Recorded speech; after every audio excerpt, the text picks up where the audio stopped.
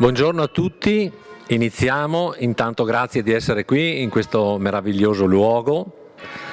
Ringrazio la presenza del vicepresidente del Consiglio regionale del Veneto Nicola Finco e della vicepresidente della provincia di Vicenza Maria Cristina Franco. Detti i saluti, poi avrei piacere se portaste anche voi una testimonianza e un saluto. Allora, finalmente si potrebbe dire, perché ormai ci abbiamo tentato più volte, vero Diego? Nel senso che più volte avevamo programmato questa presentazione e più volte, naturalmente per motivo della pandemia, è stata rinviata. Giungiamo oggi alla presentazione di un bellissimo progetto che è nato come nascono i bellissimi progetti e le grandi vicissitudini della vita durante un convivio. Ricordo con piacere che per merito della nostra consigliera architetto Peruzzi abbiamo avuto l'onore di ospitare l'architetto Botta e l'architetto Cappellato, naturalmente insieme a Diego Peruzzo, che poi è stato un po' l'artefice e quello che ha, fra virgolette, messo il fuoco sotto alla legna. Eravamo qui in questa villa a fare la premiazione per un concorso di idee. Naturalmente nel post premiazione siamo andati a rinfrescarci e in quella tavola, in quel convivio nacque questo progetto che oggi ha termine con la presentazione del libro. Ormai da quanti mesi abbiamo provato? Mi sa che siamo alla ristampa ormai, esatto, 15 mesi in cui insomma abbiamo tentato questa giornata. Parto con i ringraziamenti perché credo che i ringraziamenti siano, permettetemi di fare un ringraziamento ai due sindaci che sono qui in sala, che hanno portato questa meravigliosa villa alla luce e hanno dato enfasi a questo che è un luogo meraviglioso. Marcello Vezzaro, Costantino Toniolo, grazie della vostra presenza. I ringraziamenti vanno soprattutto a queste persone che ho qui di fianco, che con la loro competenza, ma soprattutto con la loro maestria, sono riusciti a fare un prodotto che credo sia all'occhio di tutti sia una cosa meravigliosa. Ribadisco quindi il mio grandissimo ringraziamento all'architetto Botta, sempre disponibile e comunque sempre nelle virgole e nei punti e doppi punti di quella che è l'architettura. Credo che l'architetto Cappellato ne sia buon testimone al suo fianco e naturalmente un grandissimo riconoscimento a Diego Peruzzo, che ha tenuto un po' le fila per quanto riguarda questa progettualità. Non ho finito i ringraziamenti perché ringrazio allora di conseguenza anche alla mia destra il mio vice sindaco nonché assessore alla cultura Monica Frigo, perché anche lei è riuscita naturalmente a essere all'altezza di quanto viene oggi presentato. I ringraziamenti vanno poi alla Bonomia University Press di Bologna. Il dottor Melloni credo sia stato impossibilitato a partecipare. Ultimi non ultimi, i ringraziamenti vanno all'Ufficio Cultura del Comune di Caldogno, nella persona della dottoressa Barbara Motterle, che ringrazio pubblicamente, nonché all'Ufficio dei Lavori Pubblici con l'architetto Chiara Toniolo per quello che sono il loro supporto nell'ambito culturale e nell'ambito della gestione della villa. Grazie anche a Proloco perché è sempre presente, credo di non essermi dimenticato nessuno, anzi sono stato anche troppo lungo, grazie ancora di essere qui. Passo la parola al vicepresidente del Consiglio regionale del Veneto, Nicola Finco, gli passiamo un gelato per un saluto di circostanza. Grazie Nicola di essere qui.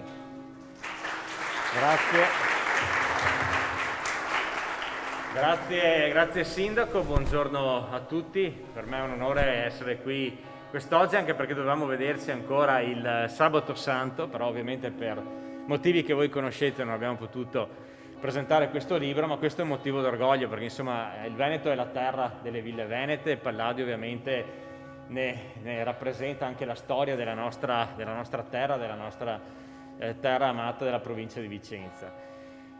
Questo è un patrimonio che non appartiene solamente al comune di Caldogno, ma rappresenta un patrimonio della regione del Veneto che noi nel corso degli anni abbiamo cercato anche di valorizzare, di potenziare, e sicuramente rappresenta uno dei volani da un punto di vista turistico.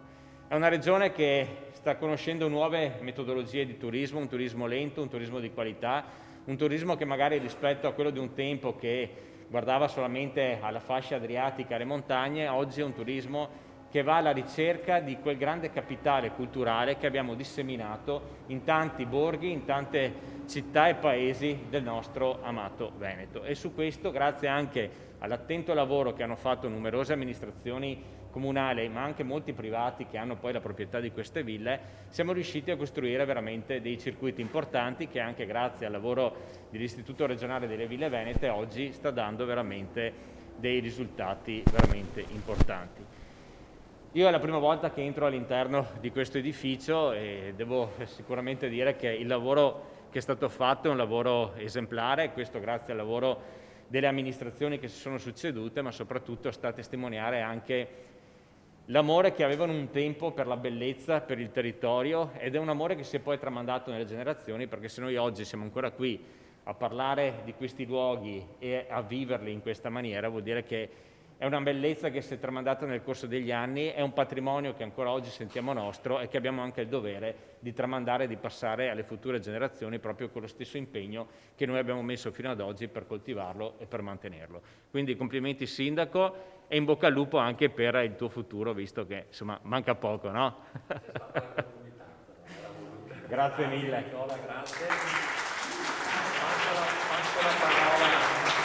Passo la parola. Sindaco, ti dono ovviamente un libro delle Ville Venete perché è doveroso vista l'occasione.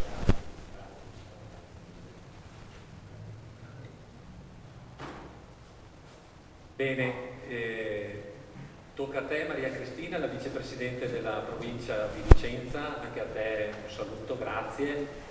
Con grande piacere rappresento, sono qui oggi, rappresento la provincia di Vicenza, porto il saluto. Devo dire che in tutte le occasioni in cui sono chiamata a rappresentare questa provincia che è, come Nicola sa, come il sindaco sa, diventata la casa dei comuni, è un piacere essere accanto ai colleghi in questi momenti che vedono il raggiungimento di obiettivi importanti che hanno alle spalle anche lunghi percorsi impegnativi. In particolare devo dire che è un piacere essere qui oggi con il collega ma anche amico Nicola, e essere a Caldogno e anche un po' essere a casa per me per vari motivi, e quindi sono veramente contenta di essere qui a complimentarmi con voi per questo obiettivo culturale, in questo caso raggiunto con questa bellissima villa che invece io conosco molto molto bene. Palladio, giustamente il vicepresidente del Consiglio regionale ha parlato di regioni, io parlo di provincia. Palladio, se potessimo, penso è condivisa la cosa, identificare la provincia con un artista, con un uomo, con un personaggio, sarebbe proprio l'identificazione con Palladio. Palladio porta il nome di Vicenza, non solo città, ma appunto tutta la provincia nel mondo. Quindi sottolinearne il valore, l'importanza e la valorizzazione di quello che ci ha lasciato è sempre una cosa importante.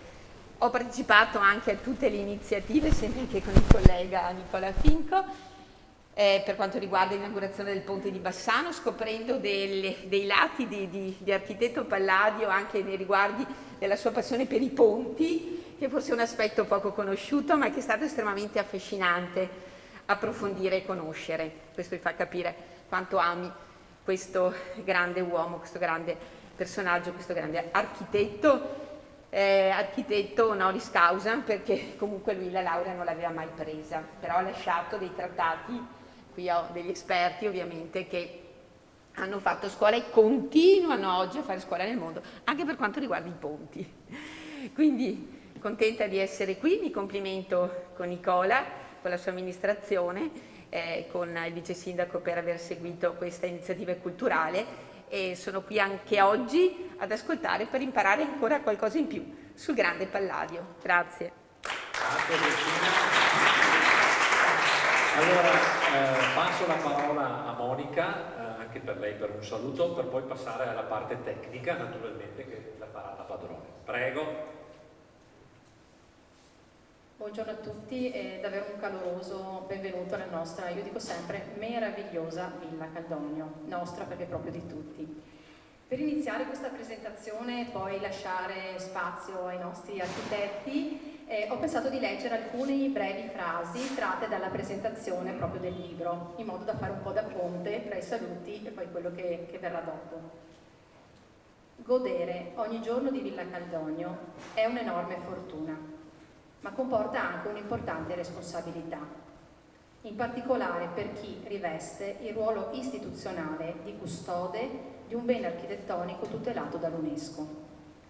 Fin da subito la nostra amministrazione si è posta obiettivi molto chiari: ultimare un trentennale piano di restauri e fare tutto il possibile affinché questo scrigno di arte, cultura, storia sia sempre più conosciuto e apprezzato, non solo dai nostri concittadini, ma da tutti i cittadini del mondo. Grazie alla proficua sinergia con enti, consorzi, associazioni, in questi ultimi anni il complesso palladiano è diventato protagonista di importanti trasmissioni televisive e documentari. Ed ora che è riqualificato e conosciuto, come amministrazione abbiamo ritenuto opportuno realizzare questa pubblicazione, che raccontasse in maniera compiuta la storia della villa e della sua rinascita, che ricordo parte anche da sotto, dal fondo, no? Dopo magari daremo, per chi non l'ha visto, la possibilità anche di visitare l'interrato con il ritrovamento. Penso che Diego ne sarà felice. Un grande merito dell'editore Stefano Melloni e dei curatori, gli architetti Diego Peruzzo e Gabriele Cappellato, con il sostegno ovviamente dell'architetto Mario Botta, è stato proprio quello di andare oltre le presentazioni tecniche e artistiche. In queste pagine, come avrete modo di leggere, si respira un dialogo vibrante tra passato e presente, tra idee e riflessioni, che si sono messi idealmente a confronto con il genio di Andrea Palladio. L'architettura si sposa con la creatività, la tecnologia con l'emozione, in una narrazione attenta e appassionata, che sa conquistare tutti. Buona continuazione e passo la parola all'architetto Cappellato.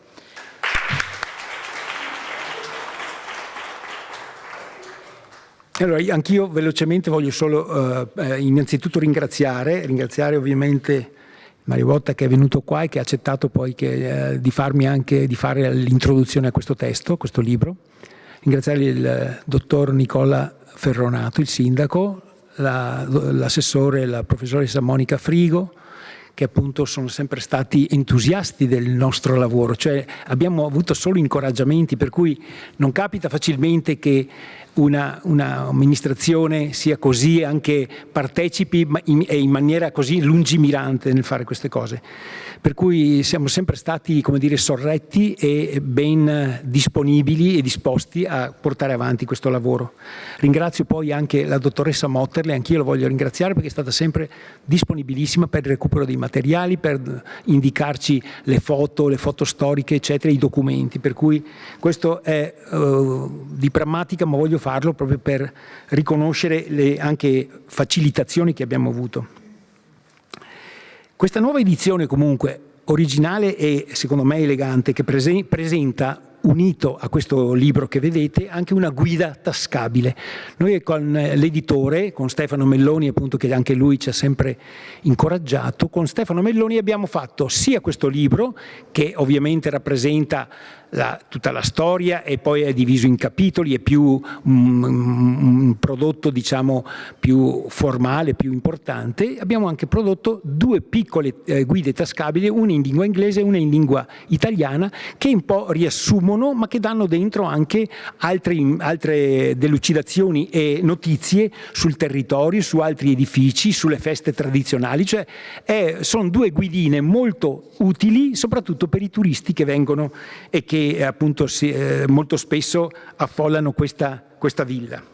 Comunque il libro testimonia di un avvenuto progetto di restauro del piano seminterrato, eseguito appunto da Diego, che è qua alla mia destra, a seguito del quale è stato scoperto l'antico sistema idraulico che governava le cucine e i servizi della villa.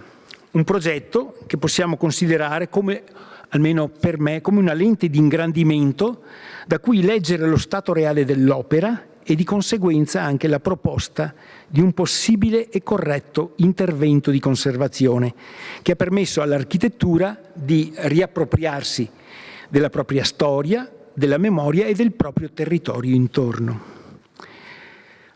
Ogni opera si definisce unica e irripetibile in base ai tratti, alle note, alle caratteristiche che si sono addensate nel tempo e la spessa trama, quasi sempre nascosta e complessa di materiali come le relazioni, gli oggetti che formano tratti caratteriali di un edificio costituiscono proprio l'autenticità del luogo stesso. Intervenire allora in sintonia con la materia reperibile del manufatto è una scelta che il progettista deve fare caso per caso. Non esiste una regola precisa che valga in assoluto. Bisogna applicarsi con serietà e attenzione alla ricerca dell'autenticità stratificata dell'opera e della sua storia. Ogni edificio non è ora come nacque, ma come lo vediamo oggi. E per poter assolvere degnamente il proprio compito, l'architetto deve esprimere e fornire proposte per intervenire sul costruito, rispettandone l'originalità, misurandosi con amministratori e sovrintendenze che siano intelligenti e lungimiranti. L'intervento qui a Caldogno, attraverso questa scoperta, ha dato un nuovo stimolo alla lettura di tutto l'insieme dell'edificio, nella sua articolata e rigorosa divisione di spazi e delle varie stanze che hanno conservato al proprio interno gioie, dolori, cerimonie, feste. Vivere ora questi spazi della villa significa ridare espressività, ridare riferimenti, misure ad un luogo dal carattere ancora forte e deciso. Questo libro, come diceva il sindaco, è nato circa 2 anni e mezzo fa a seguito di commenti e pensieri che avevo fatto con Diego Peruzzo per il suo singolare ritrovamento, che è appunto tutto il sistema idraulico, e ci siamo appassionati non tanto per fare un testo di architettura storica e tradizionale, ma un documento che avesse una struttura anche lessicale, grammaticale, come un racconto di un tema architettonico importante. Il testo è diviso circa in 7 capitoli che più o meno trattano la storia della villa, il progetto di restauro, il ritrovamento del sistema idraulico, l'interpretazione degli affreschi, gli edifici annessi, la Barchessa e anche gli altri, gli spazi aperti e la villa in rapporto al paesaggio. Di queste parti siamo intervenuti con uno sguardo però diverso, trasversale e puntuale, con letture e interpretazioni secondo noi del tutto nuove e mai prese in considerazione. Infatti, vi ricordo, è arcinoto lo studio approfondito fatto da storici e specialisti per questa villa, sia sull'impianto architettonico, sulla particolarità dei 2 prospetti sud e nord, la lettura tipologica e geometrica della pianta, le varie componenti tecniche e formali, lo studio di porte, finestre, la cura delle proporzioni e tanto altro. E così è anche molto conosciuto l'approfondimento di studiosi e ricercatori di storia dell'arte con documenti di archivio sulle pitture di affresco e decorazioni delle stanze interne. Ma quello che a noi è interessato di più sono state altre cose, come per esempio il taglio di lettura che abbiamo voluto dare con attenzione sulla personalità di Palladio, indagato però più come costruttore che come architetto, fine conoscitore del mestiere, nei suoi risvolti di cantiere, nella sua articolazione di pensiero, nel metodo di lavoro. La lezione di Palladio si presenta ancora una volta di grandissima attualità. Questo geniale maestro veneto mostra una magia nella composizione proporzionale e geometrica, una raffinata purezza e sapienza nell'aggregazione di forme primarie, un'essenzialità di linguaggio architettonico che è resistito nel tempo anche all'assalto di schiere di appassionati seguaci e anonimi imitatori. L'architettura eterna di Palladio impone il silenzio, la lettura lenta e riflessiva delle sue opere, l'esercizio filologico, l'attivazione del rito, la conoscenza della storia. Al piano nobile, per esempio, abbiamo interpretato nella stanza del Pastor Fido, dipinta nel Seicento dal giovane pittore Giulio Carpioni, la scena dei 3 grossi tronchi di albero come metafora per indicare il materiale usato nelle travi del solaio. Infatti, se voi andate a guardare verso la parte alta della decorazione della stanza, appare evidente una giuntura del legno della cornice tagliata a 45 gradi. E con questo stesso principio, ovviamente, sono state evidenziate anche altre sfumature che adesso non sto a elencare, ma è per dimostrarvi quanto questo libro abbia voluto dare proprio un taglio totalmente diverso da quello che in fondo era già stato fatto per questa villa. Non di meno, per esempio, è l'affascinante e bellissimo spazio del sottotetto, tuttora inesplorato e che presenta e richiede anche l'evidente bisogno di un ulteriore intervento di restauro, per rendere questa superficie disponibile e dare la possibilità ai turisti di completare la visita della villa nella sua interezza. La luce che alimenta la purezza delle forme costruite e l'andamento organico della natura contrastano con il rigore dell'opera, creando relazioni spaziali dalle quali scaturisce una nuova proporzione. Infatti negli spazi aperti e teatrali del Brolo, del giardino, della peschiera, l'armonia della bellezza nasce dal confronto continuo fra la rigida geometria dell'architettura e la configurazione flessuosa del paesaggio intorno. In questa circostanza è l'architettura che aiuta il territorio a modellarsi come parte dell'abitare, in cui è possibile immaginare una comune appartenenza.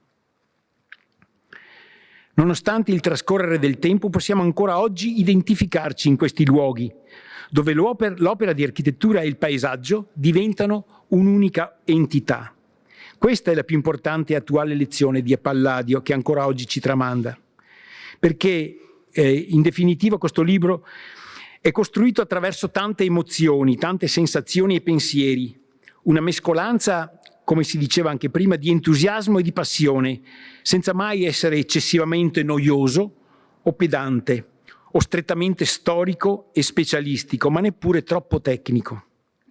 Questo libro lascia molto spazio anche a curiosità, ad una voglia di approfondire attraverso una forte carica di energia e indagare ulteriormente con lo stesso criterio altre ville di Palladio. Ringrazio l'amministrazione comunale di Caldogno per avermi dato la possibilità di scrivere questo libro, ma più che un libro ho voluto che fosse un racconto attorno a questa straordinaria villa di Andrea Palladio.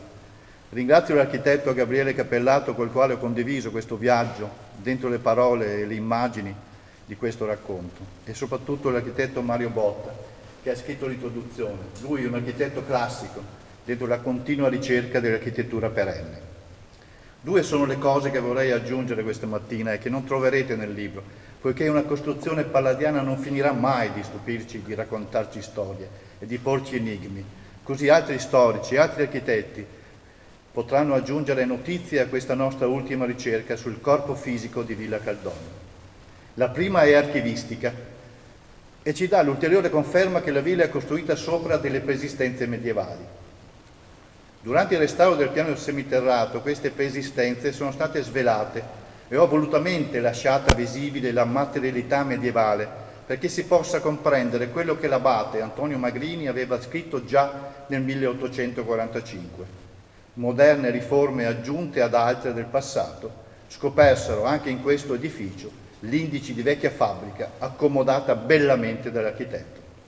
Negli estimi dell'archivio di Caldogno Curti troviamo scritto: nel mese di maggio 1542 l'Osco Caldogno dichiara di possedere del terreno delimitato da un muro da una banda e tessolum fino alle armature per mezzo detto principio de casa in le pertinenze de Caldogno in contrade borgo de Campi Sette confina con la strada comune e con l'orio de Sancto Zuano. Quindi possiamo dire che in questo luogo sussisteva uno principio di fabbrica vidi lecet, uno cortivo fatto poco più della metà del muro attorno con la tesa da copo de Cassi Sette e una sezonta de copo de legni e una stalla fatta a volto, non con pida, e un caminetto sopra. C'è una casa vecchia, tutta ruinatissima, che non si può prevedere solum delle prede, tal che quest'anno la faccio buttare zozo per fabbricare, per poter gestare, perché in Caldogno né in altri loci non mi ha toccato casa domenicale e fabbricandola non starà in ducati 800 e più. La seconda cosa che vi voglio raccontare è architettonica. Questo libro pone ripetutamente l'accento sulle chiavi di volta degli archi rustici della facciata rivolta a sud. Renato Cevese annotava che la chiave di volta, staccata seppur di poco, sembra scivolare dal marcapiano, abbassandosi in rapporto alla linea inferiore della ghiera. Questa licenza va riportata allo smagato linguaggio di Giulio Romano, l'estroso ed eretico inventore di Palazzo Te a Mantova, che deve aver influito sul giovane architetto vicentino, il quale a Villa Caldogno ne ricorda certe soluzioni ardite. Ora voglio attirare la vostra attenzione verso le aperture poste in alto in questo salone. Quelle laterali sono di forma circolare, degli oblò. Quella centrale ha la forma ovalizzata, completamente aperte quelle rivolte al paese dove era l'ingresso principale della villa, leggermente socchiuse quelle rivolte a sud verso la loggia, quasi a proteggerci dal sole. Questo loro abbassare di poco la chiave di volta sembra simulare il movimento della palpebra. Noi sappiamo che Santa Barbara è la protettrice di quelli che trattano col fuoco, ma lo è anche dei tagliapietre e degli architetti, quindi certamente del Palladio, tagliapietre prima e architetto poi, ma anche di noi, caro Mario. Al padre che la rinchiuse nella torre per punizione, Santa Barbara rispose: alta è la torre, o padre, e anche le due finestre, onde se a mirar quelle alzati gli occhi, fia duopo a questi sollevar la mente. Io di due son contenta, 3 ne volli, perché 3 danno testimonio in terra e spirito ed acqua e sangue, e 3 nel cielo, e del numero impari, e trino gode quel grande Dio, che con 3 soli porge ad ogni uomo che entra in questo mondo la luce, acciò che negli abissi egli non cada in 1000 errori e cieco al chiaro viva. Queste sono le finestre che dan luce a questa angusta stanza e fanno anche alla notte il giorno. Oh, sapeste voi, padre, parte di luce di queste mie finestre, aperto e chiaro vedeste ciò che io dico, e non come a voi sembra oscuro e chiuso tra di parole ripugnanti giri. Ecco, ho un consiglio da dare a chi vorrà leggere questo libro, ed è quello di abbassare leggermente le palpebre per fare un po' di penombra, per andare col pensiero nel sottosuolo tra le ritrovate cantine sopra le quali Palladio costruisce la sua domus, un po' come fa la civetta, messaggero di vecchie incisioni, che va ad appollaiarsi là sotto, vera custode di quelle penombre, un attimo prima che vengano squarciate, illuminate dalla luce della venuta in questa terra dell'angel Palladio, alla cui scesa le compresse nebbie si dilatarono e serenossi il cielo. Grazie.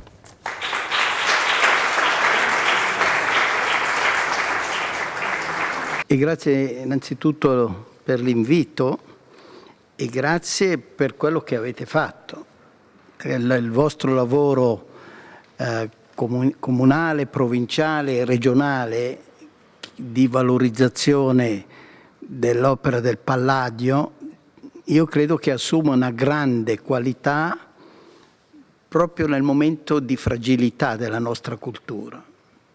Segnalare che il nostro territorio è stato segnato da passioni e da maestri come il Palladio è molto importante per la reputazione di tutto il territorio e anche per riscattare, almeno come sotto forma di studi e di ricerche, la nostra epoca, che non è che abbia dato granché al di là dello sviluppo tecnico che ha avuto, ad esempio nella medicina, straordinari riflessi. Quindi per il territorio, per l'organizzazione dello spazio di vita dell'uomo, credo che siano molto importanti queste azioni e dovete divulgarle, far sapere al mondo intero che da 500 anni vi sono queste risorse che vengono ad arricchire e a dare un po' più di gioia di vivere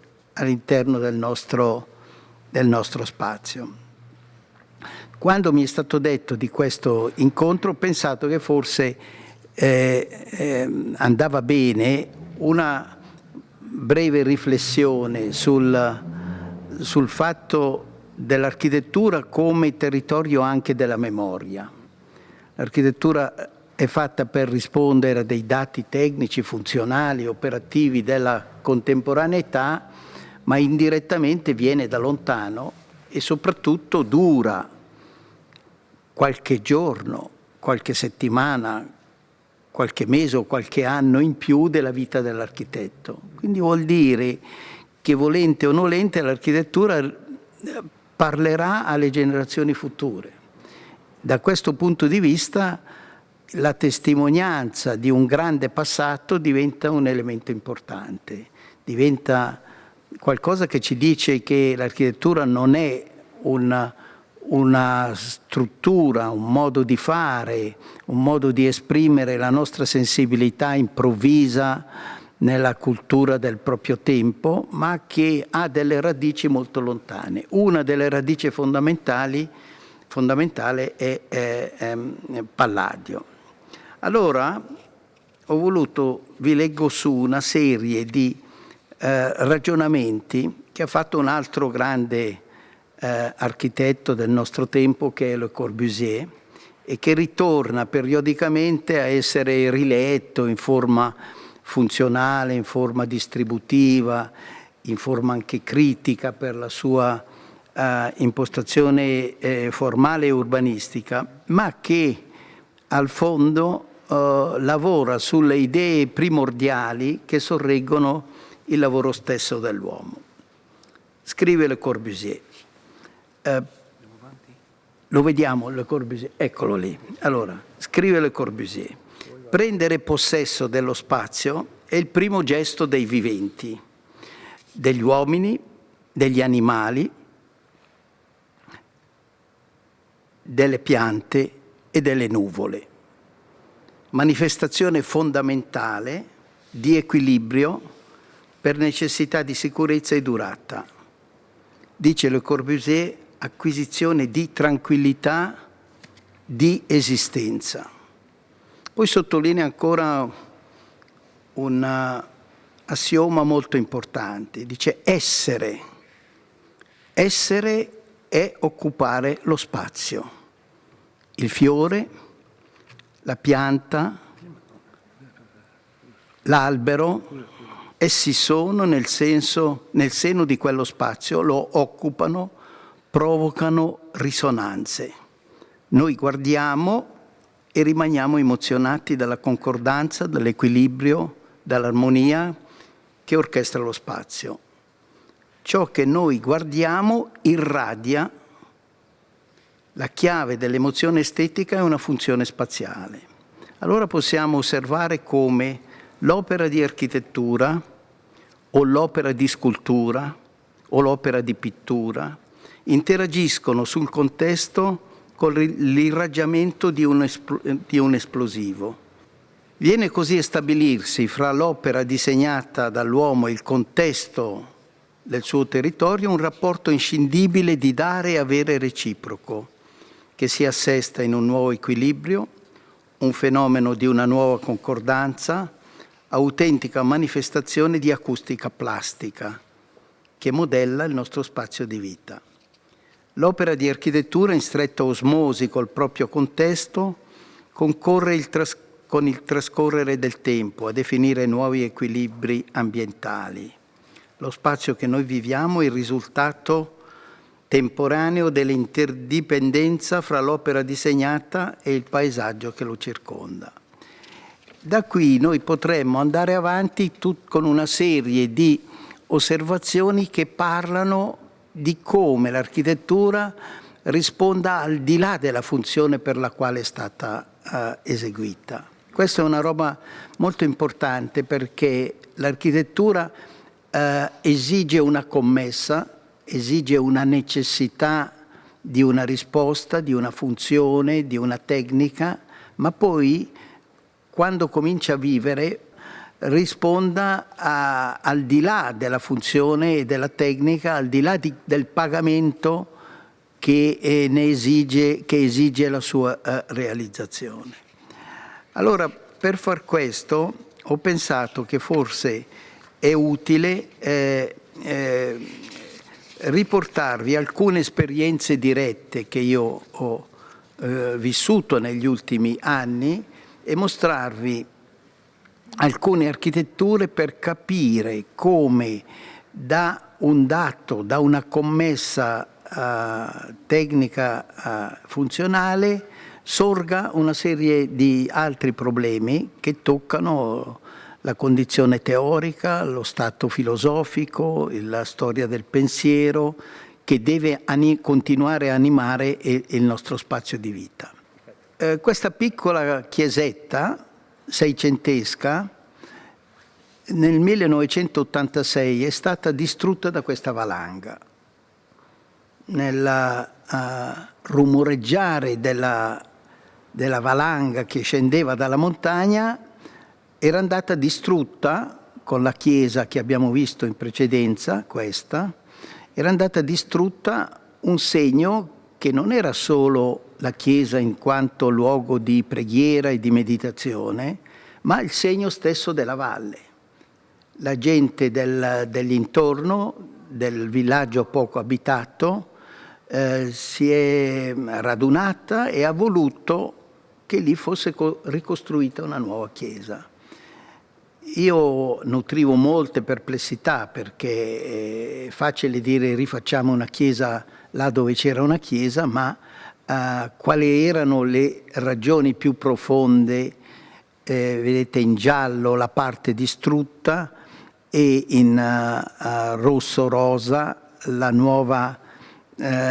nuovo impianto che sorge sulla topografia stessa di quella precedente. Il luogo non si tocca, non si modifica.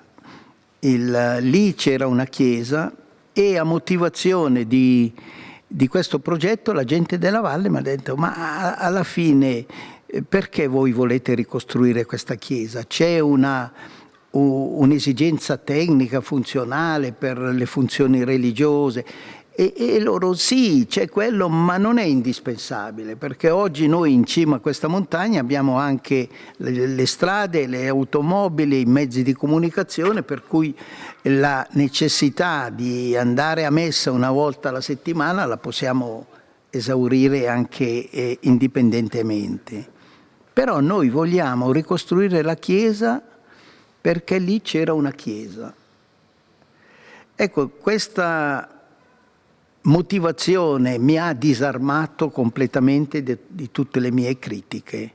Voleva dire che i valligiani sapevano che non potevano dare alle generazioni future un territorio più povero di quello che loro avevano ereditato. Quindi da questo punto di vista era un fatto antropologico, era un fatto che legava gli abitanti stessi alla montagna. E allora un'altra conseguenza, io non posso fare una chiesa che è crollata per la spinta rumorosissima e drammatica della montagna. Avanzava questa, chi l'avevano visto al di là della valle, questa valanga avanzava lentamente, a passo d'uomo, l'avevano seguita tutto, alta 30 metri di detriti e di neve, e ha distrutto tutto quello che vi era sul suo percorso.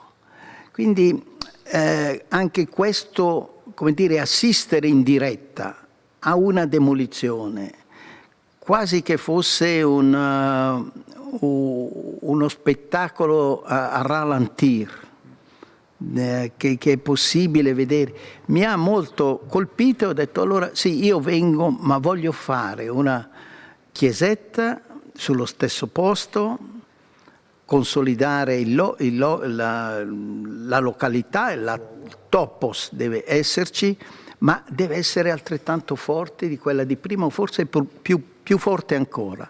Allora, per evitare che fornisse alla parte pendente della montagna il proprio ventre molle, abbiamo fatto una forma ellittica per far sì che se domani, in una anche improbabile futura valanga, dovesse scendere ancora, questo elemento diventava qualcosa che capace di far slittare la forza di questa spinta della montagna e potesse resistere come un contrafforto nella parte centrale e poi smussare gli angoli e scomparire ai lati. Un altro elemento che mi aveva rafforzato in questa idea è che quando io sono stato 3 settimane dopo la valanga, dove l'esercito aveva intanto ripulito un po' il territorio dell'intorno, avevo ritrovato la forma della vecchia chiesa. Il campanile c'era ancora in qualche angolo che aveva resistito, era tutto crollato, ma mi aveva colpito la parte là in basso dove c'era il piccolo vecchio cimitero e c'era un ossario dei morti comuni, gli unici che si erano salvati dalla valanga, perché ipogei, e allora lì abbiamo rafforzato la cappella soprastante che era andata demolita e gli abbiamo dato anche lì come un cilindro forte e abbiamo tenuto esattamente però tutta la parte ipogea, sono andati avanti ancora dopo 400 anni, mi hanno detto che stavano anche bene. Una notte sono venuti, mi hanno detto no, ha fatto bene architetto a lasciarci in pace nella nostra serenità dell'oltretomba. Questo per dirvi che questa che vedrete apparirà come un'immagine contemporanea, come un'immagine del nostro tempo, della cultura del nostro tempo, in realtà sia nutrita, questa immagine, da un grande passato. Senza la forza di volontà della comunità che voleva testimoniare di questa presenza storica, senza la presenza della dimensione e della collocazione che dava un'immagine al villaggio stesso. Una delle ragioni era che vogliamo ricostruire la chiesa perché il nostro villaggio altrimenti diventa un accumulo di chalet e di capanne dell'intorno. La chiesa dava una centralità e dava una forma iconica che riconosceva il villaggio. Ecco, tutte queste cose, vedete che quante cose esistono iscritte in un progetto. E vedete in questa immagine la forma ellittica di base della planimetria che poi tagliata sulla diagonale trasversale dell'ellisse diventa cerchio a livello di copertura. Noi non abbiamo fatto niente, non è che abbiamo disegnato quella roba lì, abbiamo preso un cilindro a base ellittica, l'abbiamo tagliata sull'asse minore fin tanto che la dimensione dell'asse minore diventasse uguale a quella dell'asse maggiore. Inclinata, se avessimo continuato, era all'infinito. Ci siamo fermati dove questa forma inquieta, una forma con 2 fuochi propria dell'ellisse, diventa una forma pura, secca, a livello di copertura. Questo per dire come la geometria e Palladio Doget sia un elemento che ancora offra interpretazioni che scaturiscono poi nuove immagini che adesso poi vediamo di questa chiesetta. Abbiamo usato all'interno dei materiali della valle, c'erano 2 filoni di marmi e di gnais, uno chiaro e l'altro più oscuro, e l'abbiamo usato secondo la vecchia tradizione che segnava la sedimentazione di giornata. E qui poi l'ultima scelta di questo cilindro tagliato che è stato spinto all'estremo la copertura diventa uno specchio, diventa un vetro per far sì che ci sia il minimo di realtà per dar forza invece all'idea virtuale di un rapporto diretto fra la terra e il cielo. Questa diventa un orologio solare, entrano le luci dei raggi durante i 365 giorni all'anno, diventa un elemento che segna l'andamento del ciclo giornaliero e del ciclo stagionale delle stagioni. Allora, vedete che la ricostruzione di una piccola, in questo caso la chiesa è grande la metà di questo spazio, può dire, arricchirsi di una serie di valori che parlano della storia, della geometria, parlano del grande passato e parlano anche della povertà di questa gente che si sono trovati eredi di una testimonianza di spiritualità come lo era la Chiesa e che invece una forza della natura ha annientato totalmente, improvvisamente, senza alcuna ragione.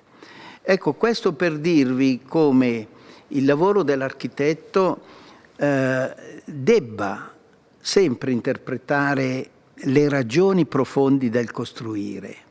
Noi non possiamo solo rispondere in termini funzionali, c'è sempre una ragione anche, vorrei dire, o forse soprattutto quando non è dichiarata, quando è nascosta la vera ragione, diventa forse anche più forte.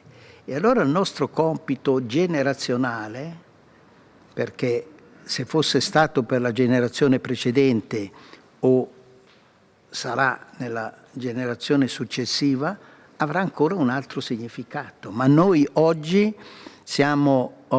dobbiamo testimoniare delle contraddizioni del nostro vivere, del vivere in un certo senso del progresso e continuare a criticare le critiche di questo progresso che la società dei consumi ci mostra svuotata di tutti i valori e recuperare come dire, quella pietas cristiana degli abitanti, in questo caso della valle, molto evidente anche nei costumi, nel modo molto corretto del vivere, e far sì che la nuova forma espressiva della vita, che è l'architettura, parli di questi valori che sono lì in attesa che le architetture continuino poi a testimoniare per le generazioni future. Ecco, questa è la mia testimonianza.